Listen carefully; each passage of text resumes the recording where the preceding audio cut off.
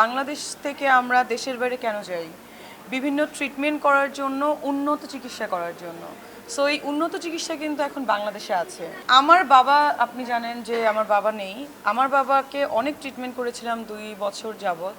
তার ব্লাড থাকতো না, ব্লাড ভেঙে যাচ্ছিল। সো এই মোমেন্টে ভাইয়ের কাছে আমি এনেছিলাম। ভাইয়ের একটা ইনজেকশন দেওয়ার কথা ছিল। তারও আর্থ্রাইটিক্সের প্রবলেম ছিল।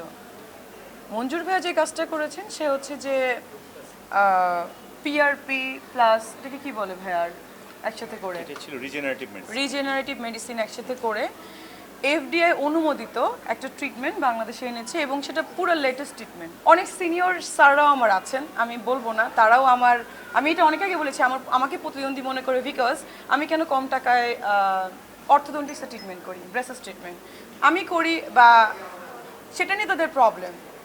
সিনিয়রদের কি থাকে, এক্সপিরিয়েন্স থাকে, ঠিক আছে, বাট মেডিকেল সায়েন্স থেকে জানেন যে এভরিডে নতুন নতুন নতুন জিনিস আসে, সেটা নিয়ে আমাদেরকে পড়াশোনা করতে হয়। আমার মনে হয় আর্থ্রাইটিক্সের প্রবলেম বাংলাদেশে এটা একটা ন্যাচারাল প্রবলেম। আপনারা টেস্ট করেন, চিকিৎসা করেন। বসুন্ধরা ডায়াপেন্ট এখন আরো উন্নত। এই হট এয়ার থ্রো টপশিট দ্রুত শোষণ করে সোনামণিকে দেয় কোমল অনুভূতি। মিষ্টির বাবা আমার রোগী ছিলেন এবং লুপাসে ভুগছিলেন, এসএলই ছিল। তো আল্লাহ ইচ্ছায় উনি চিকিৎসা শেষ করার আগেই তার একটি দুর্ঘটনা ঘটে। তো আসলে আমরা যেটা দেখছিলাম যে, এবং সে সময় জেনেছিলাম যে সেও হচ্ছে লুপাসের পেশেন্ট।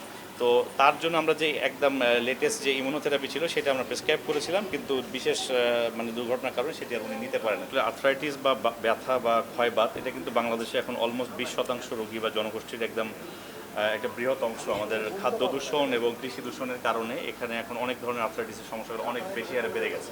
তো এগুলোতে আমাদের ট্র্যাডিশনাল মেডিসিন অনেক ক্ষেত্রেই তারা আনসার দিতে পারে না এবং তারা অনেক সময় পার্শ্বক্রিয়ায় ভোগে বা দীর্ঘমেয়াদী সুফল লাভ করতে পারে না। তো সেক্ষেত্রে আমরা অস্থিসন্ধির যে ব্যথাটা সেটা আমরা যদি একদম ন্যাচারালি প্রাকৃতিকভাবে কোনো পার্শ্বক্রিয়া ছাড়াই যদি যুক্তরাষ্ট্র একদম বৈশ্বিক মানদণ্ড অনুসারে আমরা যে একদম রিজেনারেটিভ মেডিসিনের মাধ্যমে ট্রিটমেন্ট দিচ্ছি, সেটি হলো যে আমরা রোগীর শরীরের যে প্রাকৃতিক উপাদান যেমন অস্থিমজ্জা, রক্তরস, চর্বি, এগুলো থেকে মাতৃকোষ আহরণ করে সেটা অস্থিসন্ধির মধ্যে দিয়ে থাকি এবং সেক্ষেত্রে কোনো ধরনের পার্শ্বক্রিয়া ছাড়া এবং দীর্ঘমেয়াদীভাবে অস্থিসন্ধির ক্ষয়টা বা ব্যথাটা সেরে যায় এবং রোগীরা স্বাভাবিক জীবন ফিরে পায়। এবং এটার জন্য যে মানদণ্ড, যে উচ্চ প্রশিক্ষণ দরকার, ডিগ্রিজ দরকার এবং যে কিট বা যে ধরনের যন্ত্রপাতির দরকার, এবং সেগুলো সাধারণত ইউএসএফডি অ্যাপ্রুভাল হইতে হয় এবং এই কিটগুলা যেন একদম ইনফেকশন ফ্রিভাবে ব্যবহার করা যায়, সেই জন্য সেই ধরনের। আচ্ছা, এই ব্যাপারে আমাকে একজন প্রশ্ন করছিল, একজন ডক্টর, যে আপনারা কেন লিখেছেন এফডিএ অনুমোদিত? আমি বলি পিআরপি, এমফ্যাট, এগুলো এফডিআই অনুমোদিত টেস্ট টিউব বা মানে কি বলে কিটসগুলা